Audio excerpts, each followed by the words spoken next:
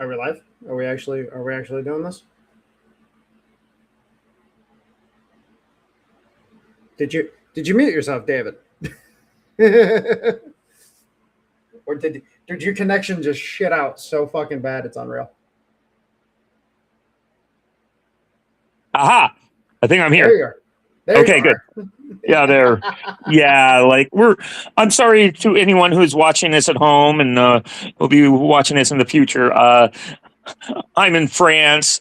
I'm on the floor of a hotel where I'm pretty sure the router's on the first or ground floor, as they call it here in France. And we're coming to you via my cell phone, which will, if you've watched one of the previous streams, will crap out in about 30 minutes. So this will be a very short show in comparison. So yeah, let's get this thing going. What's the big issues of the day that you're seeing there, Warhound? Well, we're seeing a number of things, but I think the most notable is the narratives that are currently coming out about Japan from Europe. Have you noticed it? Have you been paying attention at all? Well, I've been paying attention. I know that the yen carry trade or the what was the death knell carry trade or whatever they want to call it is disappearing from the Widowmaker was what Tom's called it in the past, but that seems to be dying off. But other than that, I haven't really been seeing too much other than people talking about the yen carry trade. All right, so what you end up finding as this whole situation has come to the forefront of everybody's mind, because, mind you, just for anybody who might not understand the yen carry trade as it is, the yen carry trade is literally this, arbitrage between the yen market, and say the USD market or the euro dollar market.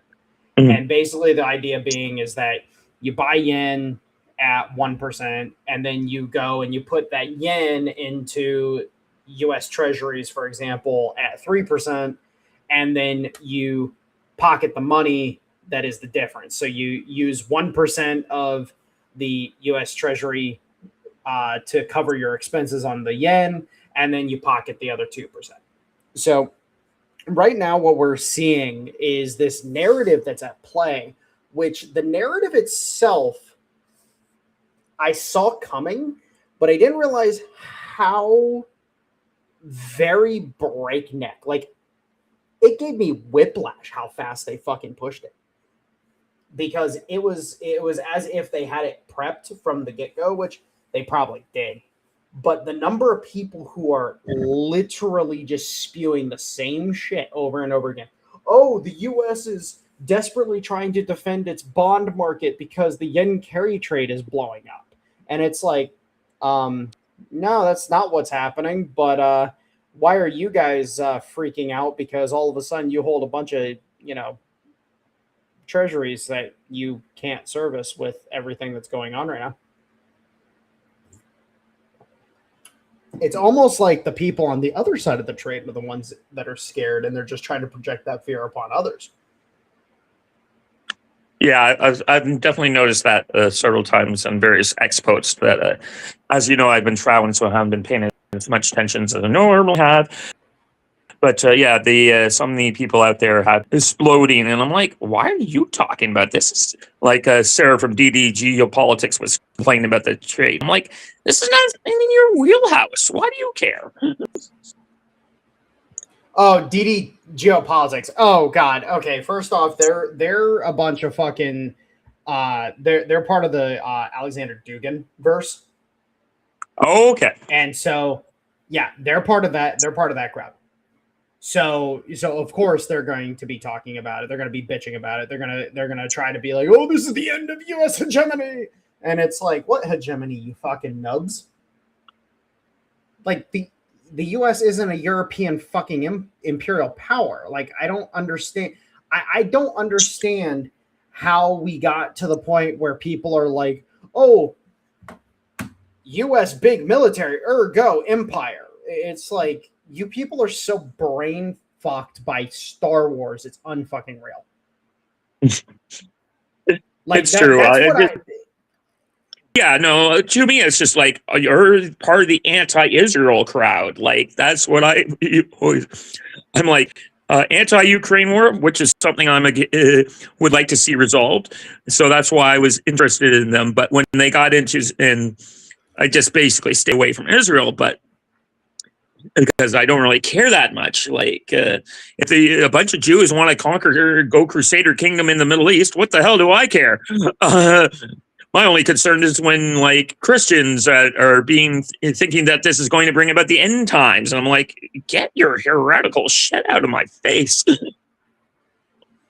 Well, and here's the thing that is interesting for me on a personal basis is the fact that there are a lot of people, and I mean a lot of fucking people, who have, tried convincing everybody that this is happening because X. Well, how do you know that? What's your information?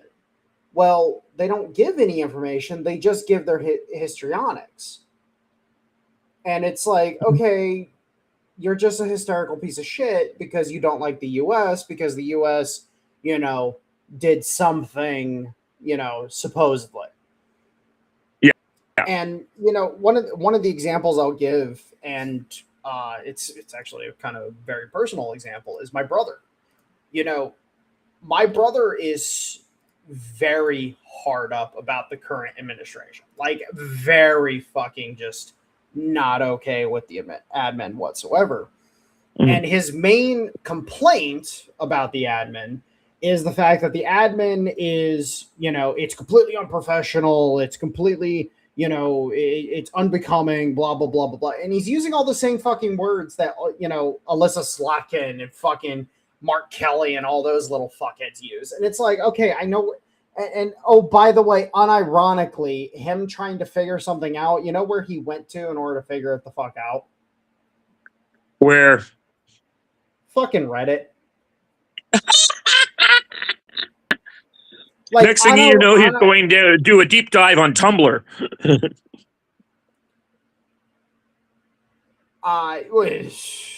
Honestly speaking. But no, like, that's the thing is, like, he like, unironically, like, this is the same kid that, looked at me and was like, oh, so guys on YouTube know something, but, all the news media doesn't know anything. And I'm like, well, if you got the information I do, then yeah, that's exactly the fucking case.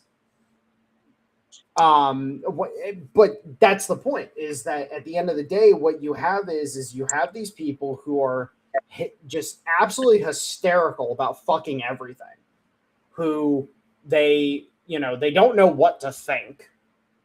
And so then you have these actors who like, for example, Alexander Duggan,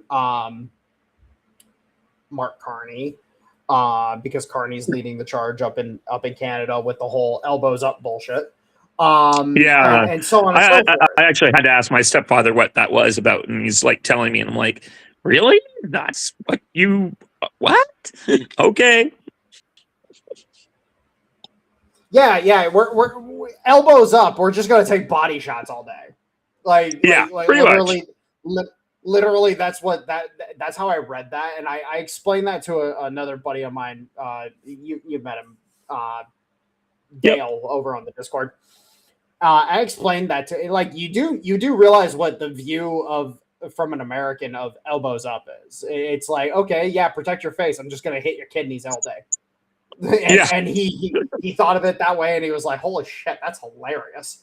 I'm like, yeah, motherfucker, what is the US known for? Poker and UFC. Hey, what do you want from us? But then you got examples, like, for example, I over in the Discord, obviously you've been busy with your overseas travel. Earlier today, there was a little bit of a situation, let's say. Okay. In which a friend of mine, Croatian girl, lovely girl, but at the same time, she does not have the capacity to detach herself from the EU. She is a European, thus she attaches herself to the EU. And she does not have the ability to detach herself whatsoever. And so every time I have something to say about Europeans, she comes out of the woodwork just bitching up a storm. And it's like, you're part of the problem, hon. I love you to death, but you're part of the problem. It's the same thing with Canadians, which is why at this point in time I just refer to Canadians as Europeans. We actually had a little bit of a funny interaction last night with between me and Stoner and this VTuber that we just had join the other night. We were having a conversation in chat, and Stoner was saying some stuff, and I just was like, well, they're Canadians. They're just Canadians. And then he was like, oh, do you really think there's that many Canadians in the U.S. at this point? And I'm like, no. They think and feel like Europeans. Ergo, they are Canadians. Right. And so what you end up having as a result is it's saddening and also maddening at the same time, because it's like, oh, okay, like at this point in time, like there's probably a good 20% of the US population that's going to have to be deported, and there's another 10 to 15% that's going to have to be fucking, well, I can't say that. Anyways, the problem is that at the end of the day, it's like, oh, like we got to be prepared for what's coming down, because unfortunately these people, they are either entirely programmed to think this way, or they just are that way. Like there's no two other ways about it at this point in time. Either you're just that, or you've been programmed. And one of them gets you a deportation or, super injection of lead, or the other one gets you an all expense paid trip to Nebraska, which, we'll deprogram your ass. You're not going to like it, but we'll deprogram you. Nope, as David having all the problems. Actually, let me open chat so just in case anybody comes in. There we go. Yeah, no, it's just running off a phone is a terrible situation. But like I said, the Wi-Fi down here is I'm just connecting to, like, they have me on the fourth or fifth floor. It's hard to remember in Europe because ground zero is the ground floor, as opposed to first floor in civilized places like Canada or the United States. I want to burn every fucking building down in Europe now. Oh my god, that's just atrocious. Oh, it's the ground floor, so it's not the first floor. Motherfucker, shut the fuck up. If I have to go up in order to get to the next floor, that's the second floor. Yep. Jesus fucking Christ. Yeah, no, it's a thing. I have a car. I'm getting in a car on Monday. I'm traveling up to the Netherlands. Hopefully, it'll be a bit more civilized when I get there.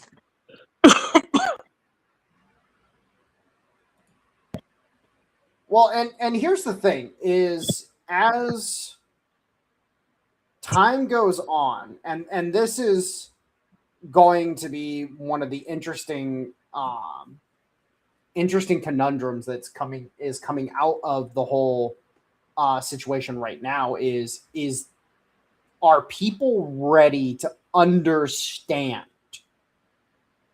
how bad the situation really is? Because there's a lot of people that they hyperfixate on, like, for example, the illegal migration. It's like, okay, yeah, fine, the illegal migration is a problem. The legal migration is a fucking problem. The number, there's a reason why Donald Trump just signed a fucking executive order targeting birthright citizenship and targeting birth terrorism. They specifically specifically go after Guam, California, and a few other places where birth terrorism is a big fucking deal.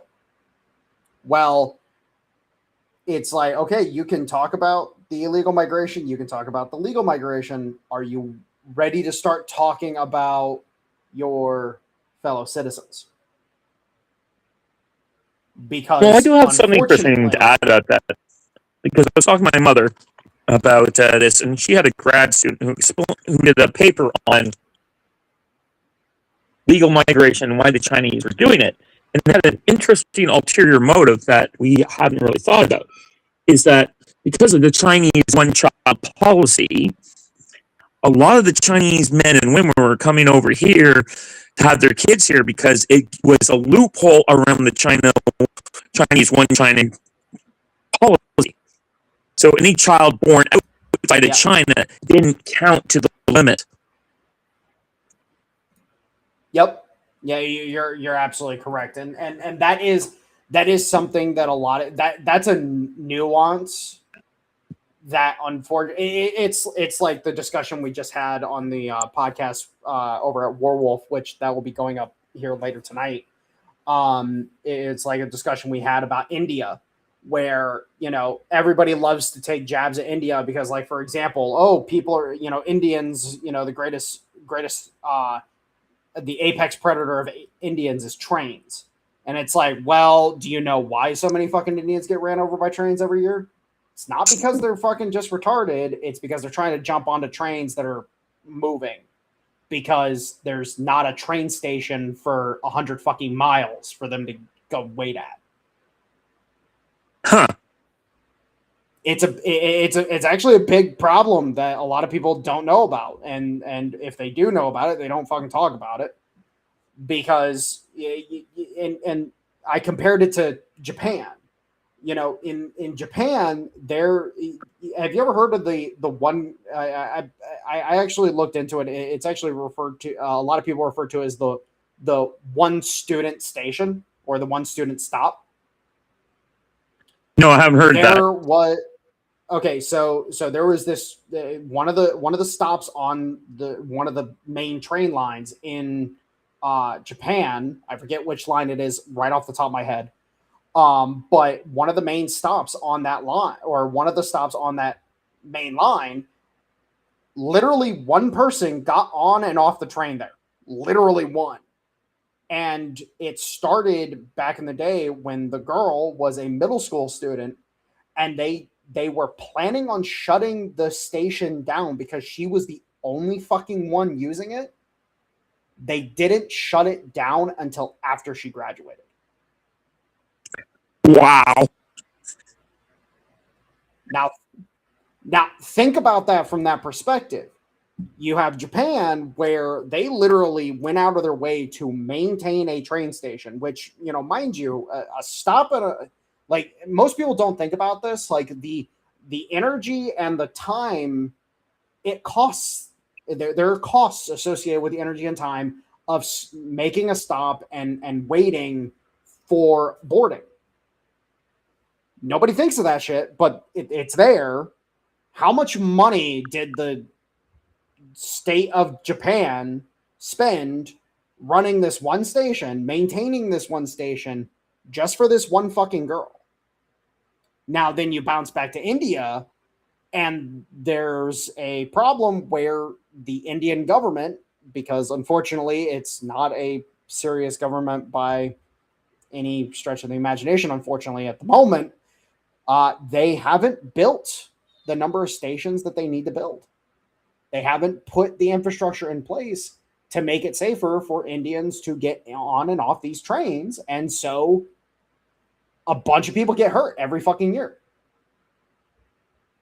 So it's like what do you guys want? Like, you're not actually getting into the nuance. You're not actually getting into the actual problem that's at play. You're just making jokes for the sake of making a joke. Yeah. Someone who worked in logistics for 25 years, I can see the costs on maintaining the train in that kind of fashion. Well, like, just think of it from this perspective. That's an extra stop where you have to slow down, so that's extra wear on the braking system. You have to get back up to speed, so that's extra fuel costs or energy costs if it's an electric train. You have the station itself has to be maintained, so it has to be. There's upkeep on the platform. There's upkeep on electrical. There's upkeep on this, that, and the other, so on and so forth. So yeah, it's like the fact that the nation of Japan they revere their youth to that extent.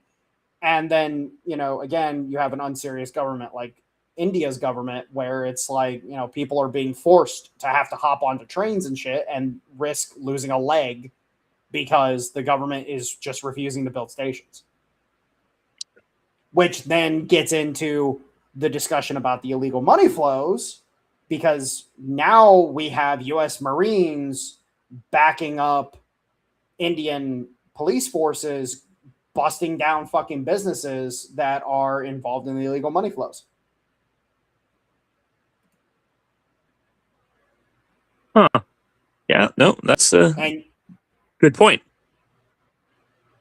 Well, and I do want to point this out that is actually going on. There's been several videos that have come out of Marines and it's Marines and I want to say the one video was Navy SEALs, but I'm not 100% sure. They were very stripped down uniform wise. They didn't have many identifying markings other than the American flag. So I couldn't tell you what units specifically, but it was obvious the one was Marine Corps because the helmets, the I forget what the helmet that the Marine Corps uses. I think it's Wilcox, is what they use. And then the other ones, they had a different helmet. So obviously they were a different unit or different branch. But the point is that it's like, okay, so we're going after the illegal money, like hard in India. And then we have the statement where basically Trump and Besant and JD Vance all appeal to Modi, like, hey, we'll help you get your country back in fucking order. You just need to be fucking willing to not take the deal from the fucking Europeans anymore. Yeah. I'm just surprised it would be Navy SEALs. They're too busy usually doing podcasts.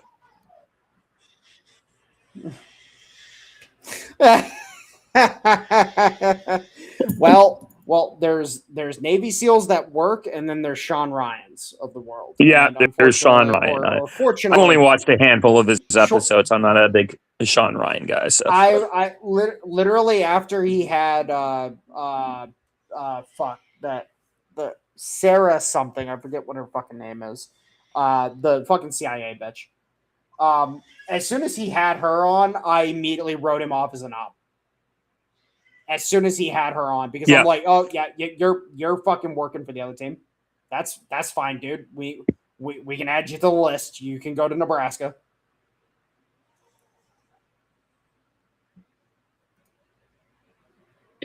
Yep. Yeah, no, you don't come out of nowhere and just explode like a Sean Ryan has without having some backing from some faction. There's like, it's just, I'm sorry, that is such an obvious op. Well, no, so he's built up quite a bit of a platform. It's the guests that matter the most. And Joe Kent, for example, another great example of a fucking op, where I don't know who Joe Kent has been bought off by, if he has been bought off, or if he's just full on joined the Dugan crowd, which then at that point in time, it's like, okay, so you've chosen Dugan's thesis over everything. Which, okay, and this is what I've had to parse through when it comes to Dugan and his cohort. Is so, like, for example, you have the Luongo theory, Luongo thesis. All roads lead to London. Some roads lead to Paris, some roads lead to Brussels, some roads lead to fucking Berlin, but the vast majority of those roads, they lead to London. That's the Luongo thesis. And then you have the Dugan thesis, which basically is the full bore Epstein thesis. There's this international cabal of children eating monsters that needs to be opposed by the God-fearing people of the world. And it's like, okay, well, that's cool. What happens when you're proven to not be that? When it's proven that that's not the case, what happens then? And unfortunately for Alexander Dugan and his cohort, I just don't see it coming. I'm sorry. It's like at this point in time, you guys have already fallen flat on your faces, and now you guys are looking. Some of them are looking at potential fucking foreign agent charges.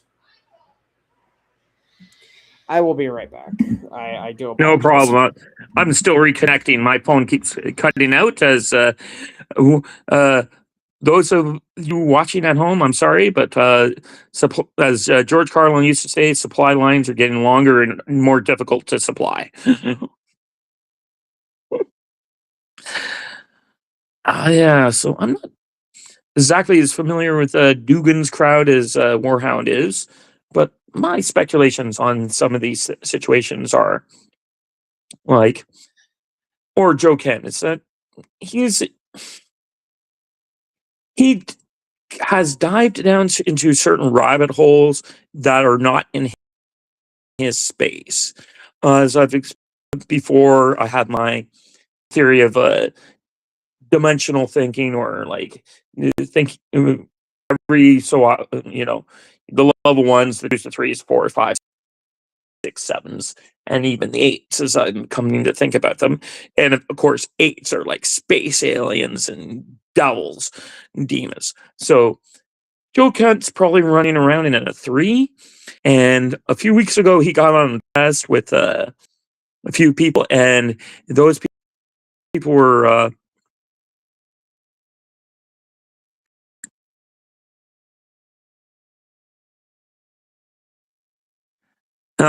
is that thing going on? Sorry.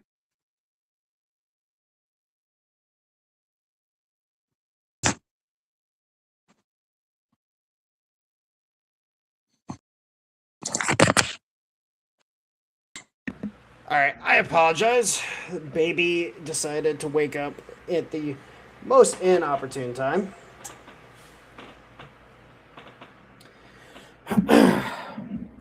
There, bud.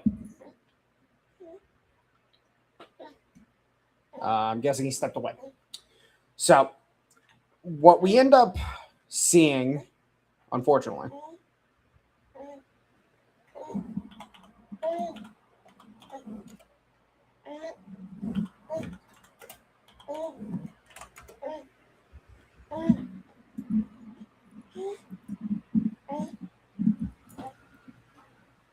actually, gonna see if David wants to end it, because unfortunately his phone crashed again. So, seems like he's able to host, but he's not able to participate, which is unfortunate. That's just retarded. So if he elects to end it, I will say Auf Wiedersehen, everyone. Ciao, and hope you have a good one. Yeah.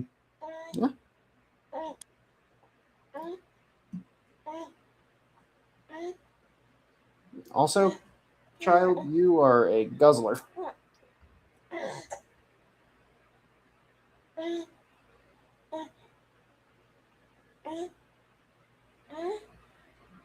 Aha! I'm back. God. Oh, you're actually back. All right. Right. Yeah, I was trying to explain some things, and like my viewpoint on Joe Kent is that he's in a certain realm of dimensionality, and he's like a tour of 3, like a Rich Bears, and he keeps stumbling into people who are the Dave Collins and the Joaquin Flores of the world, and doesn't understand where he's going. It's like, dude, you're important. You have a brand. You're working for the president of the United States. You're in government, and you now are talking to Dave Collins of all people. Like, On Tommy's podcast, this is a little insane. So yeah. Also, real quick, I did just in case you were not able to reconnect and everything. I did say Alvisa saying to everybody. So never mind. Just ignore that, people. Yeah, no problem. But and here's the thing: is that again, I view it as, unfortunately, and this is the problem, is that I think Joe Kent has always kind of probably subscribed to the Dugan framework because of his association with Carlson. Because at this juncture, and again, I look at what's happening, and it's like, okay, you have to give credence everywhere in order to understand the playing field. Tom likes to bring it up all the time. It's like an 8-person game of Go. Well, right. Well, if Tom might be quick at times to just throw that group into the City of London crowd, but what if it's its own group? What if it's a competing thesis against Tom's thesis, and Tom just might not realize that it's a competing thesis? Because from the perspective that I've done enough research into Alexander Dugan at this point in time to understand, like, no, this guy has been repeating the same shit for fucking 40, 50 years at this point in time. And then you take into account certain things. Like, for example, one of the most important things that I've been teaching people for a while now is to stop looking at the 70s as when the U.S. started going downhill. It's the U.S. started going downhill as soon as the 16th Amendment was signed. Once the 16th Amendment was ratified into the Constitution, that's when the U.S. started going downhill, and that was in the early 1900s. Which one is the 16th? The 16th is the direct election of senators by the U.S. population. Okay, I thought that was the 17th, but yeah. No, the 17th is the people always get them mixed up. The 17th is income tax. Okay, no problem. Because they I do agree. They had to get rid of state appointed senators before they could get the income tax put in. Of course, no, I agree. Different amendments, and I'm not from your country, so I don't pay attention to all of them that very much. But getting rid of the direct election or making the direct election of senators has always been complete and utter BS. Well, and that's the thing, is that at the end of the day, that's not what the intention of the Constitution was. That's why the Electoral College in the current framework doesn't make sense. Because the Electoral College was supposed to be the states saying, okay, this is who we're backing. Once you stripped the states of their appointment of senators, the Electoral College starts being kind of weird to people. Well, mind you go back and you look at the history and you look at what newspapers were writing and what people were saying during that time period. Things were definitely very heated. They were very antagonistic towards Washington and towards the Woodrow Wilson and Taft administrations. But unfortunately, because there were so many, and this is another thing that I like to point out to people, is like, hey, you think political violence is new? No. How many reps and how many senators were either had their asses handed to them or were just straight up murdered during the time period that I'm referring to here? Of course. I mean, you have like one senator beating another to death on the steps of the Senate. Well, yes, but the point is that they used violent the use of violent coercion is not new. Europe is very open about it. Whereas here in the US, there was a bit of a facade that was put over it because the general public doesn't stand for that shit. And so there was a facade that was put over it. Well, now you look at, like, for example, our enemies have adopted the mentality, oh, no, it's a good thing that these people are killed. Well, it's like, okay, we see you. They're just being open about it now. Versus, for the past 100 years, they've been very clandestine about it. Again, remember, Teddy Roosevelt, dude was literally shot and gave a speech. And then being an angry little bitch that he was, ended up fucking costing us an election in which resulted in Woodrow Wilson coming into power. And I don't subscribe to Tom's opinion on that, by the way. Well, thank you, baby girl. Okay, a little milestone. My daughter finished her bottle and then reached over to put it onto the desk.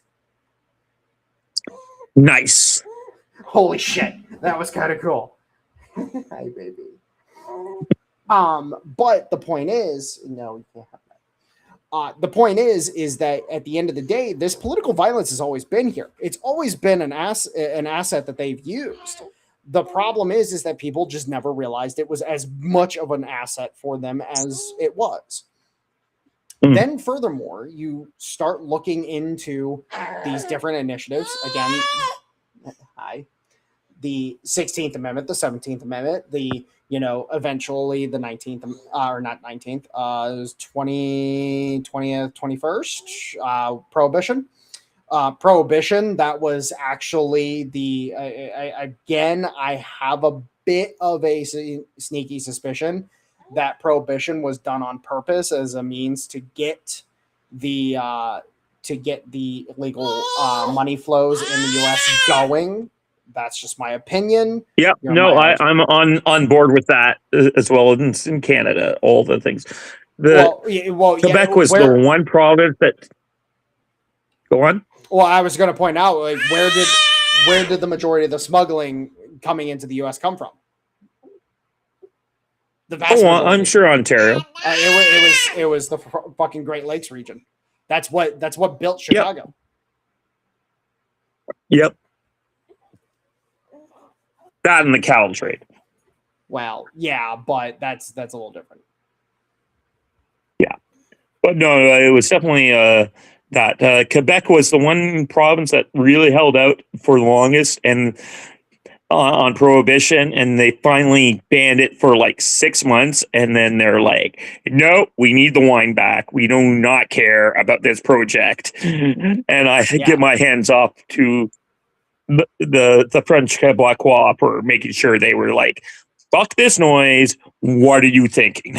Yeah. So, but the point is that at the end of the day, it's like all these things, the through line on all this is incredibly interesting, because as you develop the through line, as you start analyzing the through line, and then you start actually applying the through line to the modern day, it's like, oh, son of a bitch, it all fucking lines up. It all. Yep. There's not a single. Yes, baby girl. Little baby agrees with us very loudly. Yes, the child fucking agrees, everybody. Like, you can't argue with the child. But the point is that at the end of the day, hold on, give me a minute. I gotta handle her real quick and go lay her down. Yeah, no problem. Hopefully I don't get dumped by my phone again, but yeah, so no, it was kind of interesting to me to look into the whole Quebec situation where they're like really, really didn't want to give up alcohol at all. And they're like, at least let us have wine. And even then, they finally had the pressure brought down upon them to give up wine. And then they're like, we cannot be this sober for this long. This is insane. What is your problem? Give us our wine back. And they were the first repeal. And also, Canada has the whole situation where Prohibition was never a national thing. So it was always province by province by province. So yeah, so it's kind of interesting, the fact that, I keep having on this idea of when I try to explain Canada to people, and the fact that Canada is always about the provinces. So in the United States, you have your very heavily centralized federal government, which needs a national amendment to pass, say, prohibition. And oh, for fuck's sake. As soon as someone drops, I drop.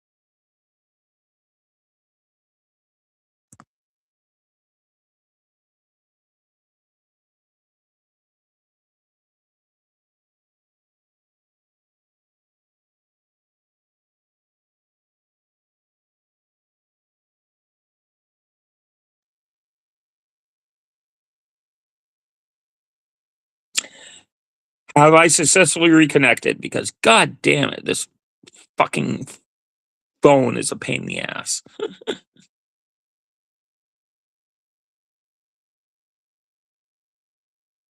But at least the counter is going up. And that's kind of how I can tell that I need to do something radical and get back involved in things. So I just always, like I was saying earlier, I found it always interesting with Canada that, you know, it's all about the provinces. So United States having to pass a national amendment to their constitution to ban alcohol versus, you know, Canada having to go province by province and Quebec being the natural holdout to it has always been kind of an interesting influence on my perspective. Okay.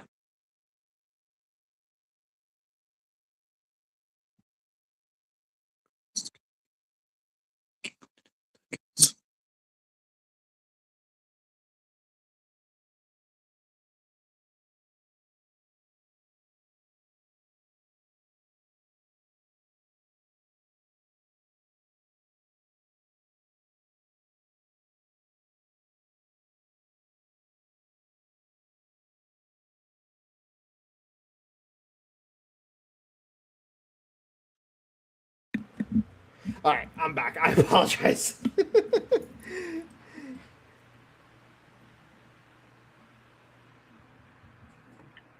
You back there, Warhound? Yep. Okay, I'm just. It seems whenever I have to go solo, I have to drop out. So, just warning you. But next time, if I have to drop out, I'll end the stream. So, all right. But yeah, so go ahead. Go ahead, Dugan. Yeah, so with Dugan, what you end up finding, again, is I view it now after doing the research that I have on the guy, kind of giving understanding, is that he is that's just another thesis of what is going on in the world, what is happening. They, like Dugan's, you know, he's got his thesis, Tom's got his thesis, fucking, you know, you got other people that have their own thesis on shit, so on and so forth. And across the board, it's identifying, okay, is this the correct thesis? Now, in the case of Joe Kent, for specifics, I wouldn't be surprised to find out that he's been fed bullshit, that he's been fed intelligence on purpose. We know for a fact that the intelligence agencies do this because they've been doing it for fucking years and years and years and years, and we've seen it. You know, the Christopher Steele dossier, for example. But we know they feed bullshit to the people in power. So why wouldn't somebody feed some bullshit to Joe Kent? Absolutely. I'm perfectly okay with that thesis because, uh, I've been studying intelligence agencies for the last 20 years. That's exactly the kind of thing they do. It's nothing more. If you really want to understand intelligence agencies, watch David Mamet movies, and you will understand a lot of the thinking of what goes on with intelligence agencies. How much of it's a literal con artist scam game level situation. Well, and that's the thing is that at the end of the day, what we have to understand is, okay, if Joe Kent's been fed some bullshit, somebody needs to reel his fucking ass back in and be like, yo, what is the possibility that some of the intelligence that you were given was complete horseshit? And that's why you were pushed out. Because at the end of the day, we know Laura Loomer, for example, is an agent. We know she is. And there's a reason why she's been pushed out of the White House completely. She's been banned from the press corps. She's been banned from events. She's been removed. Like, how many times has she been dragged out of different things? Like, it's obvious she's not fucking welcome. But for some reason, and it's inexplicable to me, for some reason, people still think, for some reason, that she has Donald Trump's ear.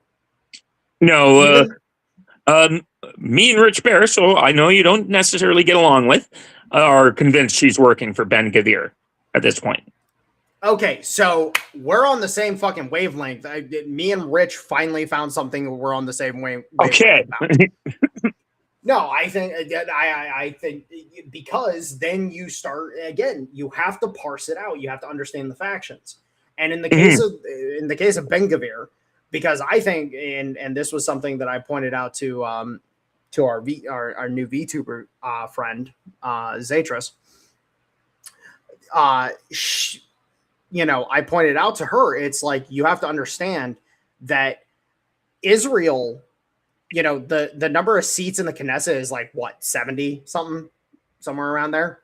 Yeah, I'd have to look at it. I've never actually thought about their actual internal numbers because they're just such a small little country. But yeah, 70 sounds about right. But it's around, I'm pretty sure it's around 70. And there's 29 fucking parties in that country. Yeah. In the Knesset. Each party has like 3 or 4 seats, and then the Likud and the fucking the Jewish Power, which that's what the translated English name for Ben Gavir's party is, Jewish Power. Jewish Power has like 7 seats, and then Likud has like 16 or 17 or something like that, whatever it is. But the point is that it's like I'm sorry, the guy's party's name is right on the fucking nose. And mind you, this is the same guy that fucking assassinated a Israeli prime minister back in the 90s. Yep. No, this is everyone loves to complain about first past the post, and then I can point to Israel or Italy or fricking the Netherlands and say, that's your alternative? You want to go vote by population, whatever? Fuck you. I'll take first past the post, as bad as it is, over those systems.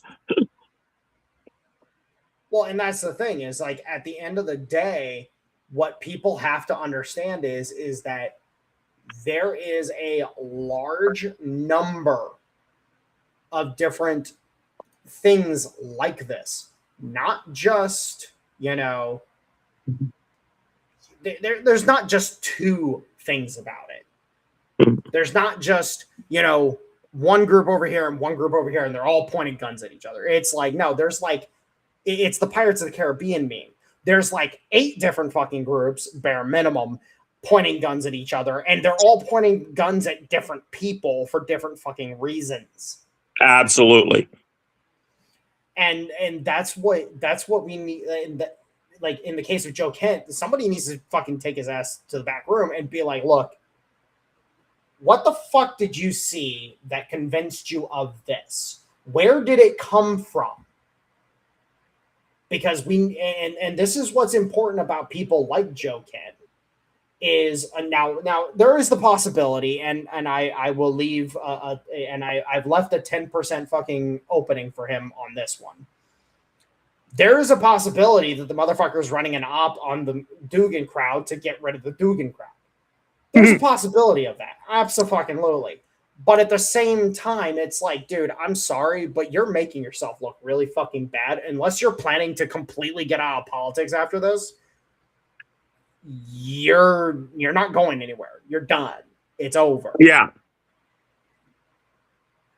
And again, I leave him a little bit of fucking leeway where it's like, you know what? Yeah, maybe you are the good guy. Maybe you're just a fucking idiot. And that's just as equally possible.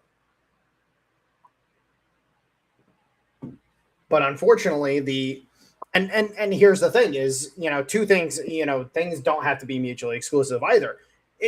People can be like, oh, it's the Israelis. And it's like, yeah, it's, fucking, 5% of the population that supports Ben-Gvir. Congratulations. It's one guy in one party that has a disproportionate amount of control because they make or break the coalition that the Likud have. If Likud doesn't have that party on their side, nothing gets done in Israel. Period. In a story. Yeah. So I'm thinking we're about to close out here for the evening. For you, it's still the afternoon, but I'm 6 hours ahead.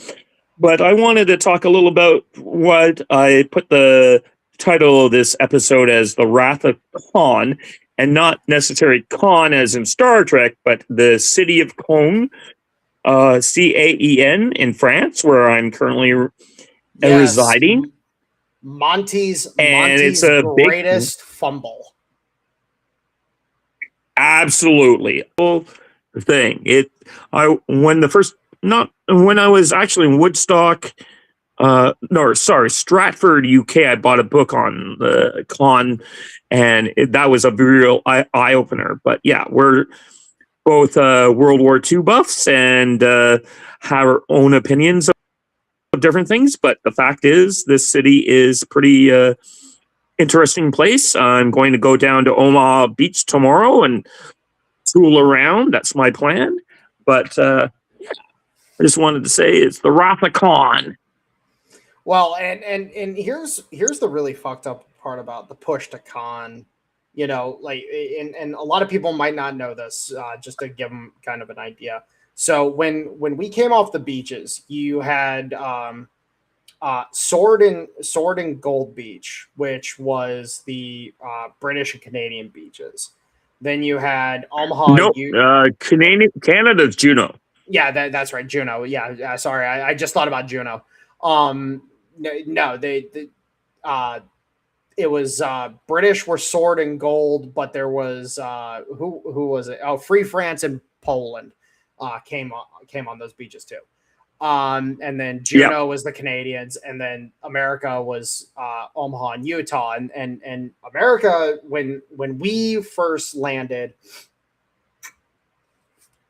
our push was to Carentan and then to Cherbourg, whereas the British, their goal was to push towards Caen and basically just break open the Normandy province completely and then proceed to secure a sizable and considerable beachhead for the rest of the Allied forces to start coming ashore.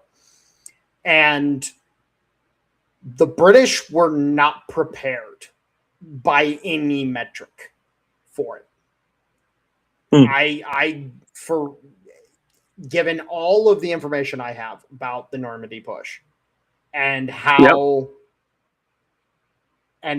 they have to push the way they do, they have to be very conservative because, if you're not aware, the political situation back in that era was incredibly tentative in the UK. And so Monty was basically told, like, hey, politically speaking, you're fucked if you sustain more than 40% casualties at this point in time. Absolutely. Like if you start sustaining heavy casualties, you're done. And so the hyper conservative nature of Monty's push towards Caen actually almost sank him completely, because it opened him up to opened him up to a considerable amount of problems because Cherbourg was seized before Caen was, and mind you, Absolutely. Cherbourg should have taken longer overall. And so, it became a big fucking, problem for Monty across the board where it's like, I've got to take this now or else the Americans are going to sweep down and they're going to overtake us and they're going to get to Paris first.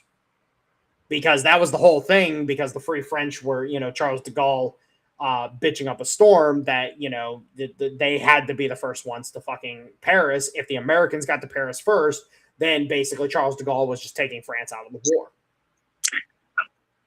I can tell you when I did 2-3 years ago, I did the Juno tour, and it was with a local French guide, and he's from southern France near the Spanish border, and he did not like Charles de Gaulle.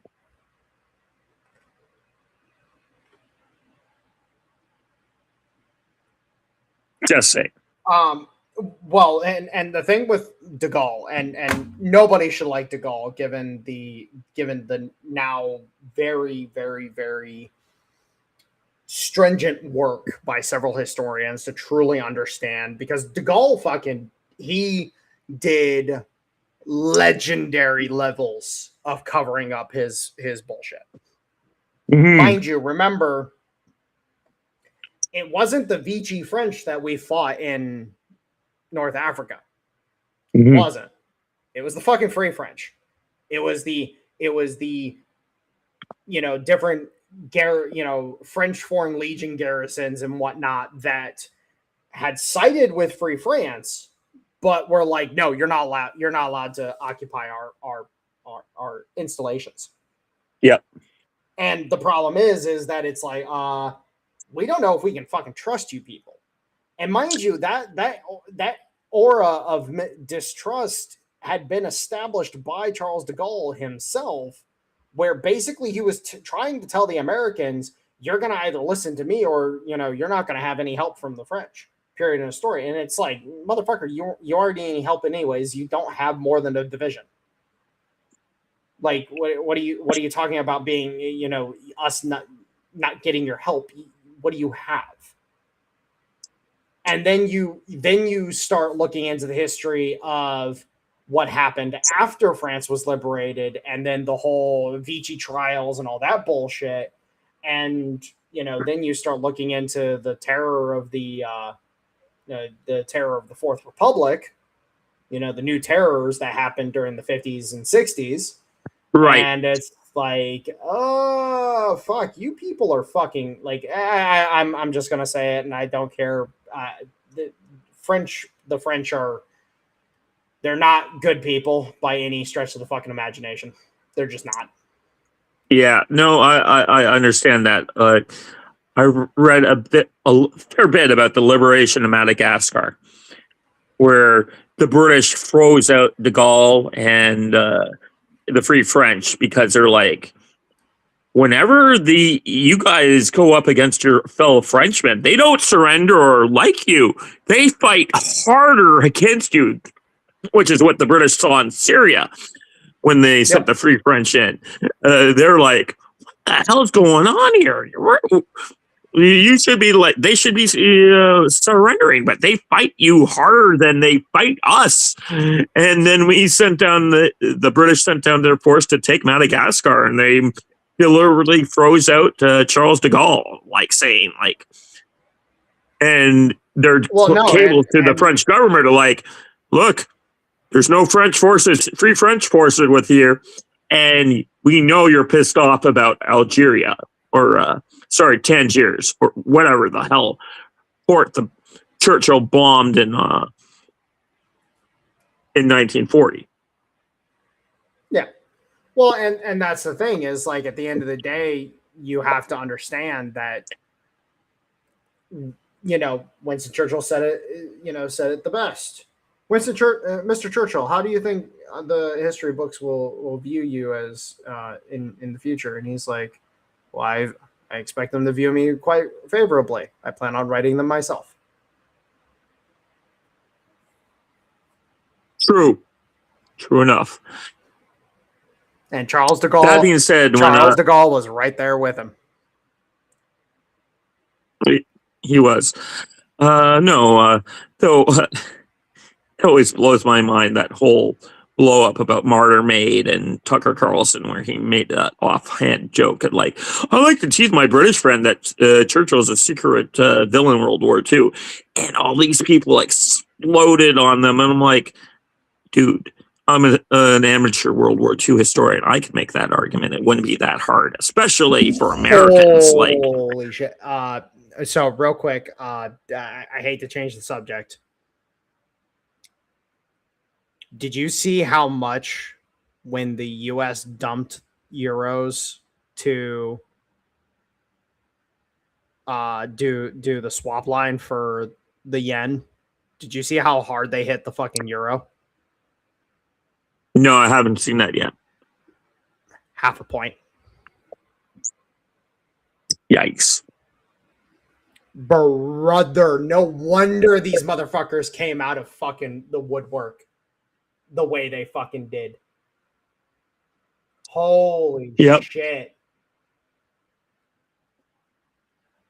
Oh, Lordy. It's a lot of money.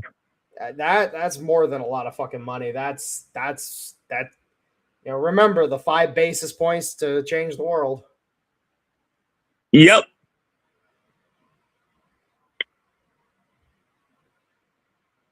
Anyways, for those that are paying attention at home, Tom Malongo speaks us that they dropped the 5 basis points on the reverse repo facility. on the.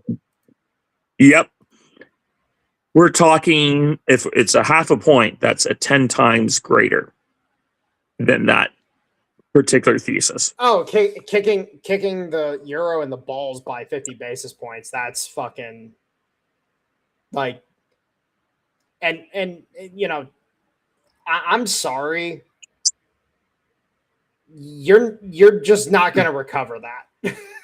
There's nothing you can do to recover that. Because without those euros making its way through the system, like there's no way to recover it at all. That's a permanent 50 basis point loss on the euro. Yeah. Fuck. Anyways, you want to wrap it up here, bud? Yeah, I think this is a great place to wrap it up. I did like talking about Caen and that, and maybe I'll take a few minutes to watch Patton and the breakout again, the St. Lo breakout. Let me make a recommendation. You and me should sit down and do, because fucking the push into France is a very, very, very misunderstood affair, because unfortunately it's been played up in ways that it puts such a positive spin on it. It's unfucking real. You and me should sit down and do a stream where we literally just break down the landing and then the push inland and kind of go over like all of the shit on both the kinetic and political side of things that were going on, you know, at any given time. I think it'd be a fun little stream. Yeah, that definitely would be a fun stream. And yeah, let's do that. So next time me and Warfhound are getting together, hopefully we'll be talking about this World War II stream that and the between Caen, St. Lo, Cherbourg liberation. I got to say, as someone who's war gamed it out on the D-Day and the Normandy conquest about a dozen times, that will be an interesting show. All right, man. You have a good one. Okay. We'll talk to you later. You too. Talk to you later. Bye-bye. End the stream.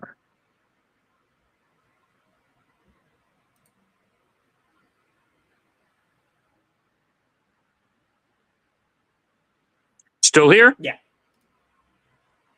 But it looks like the stream ended properly in a way that I was not expecting because I'm on the phone, and after last time I tried to stream on the phone, it was literally overheating. So yeah, that's one good thing about this country. Oh Lord.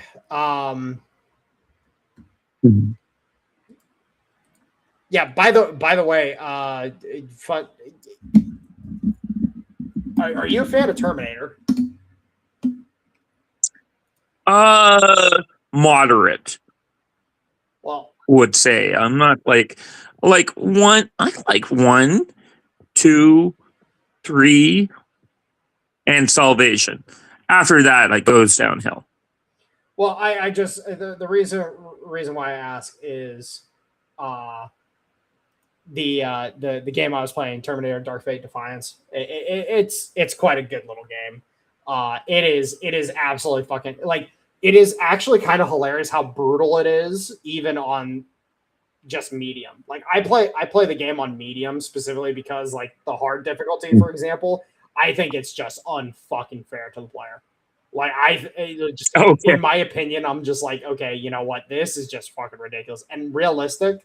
I'm sorry, like some of the damage models that they do for the realistic, it's like you get to the point where certain vehicles are just completely pointless.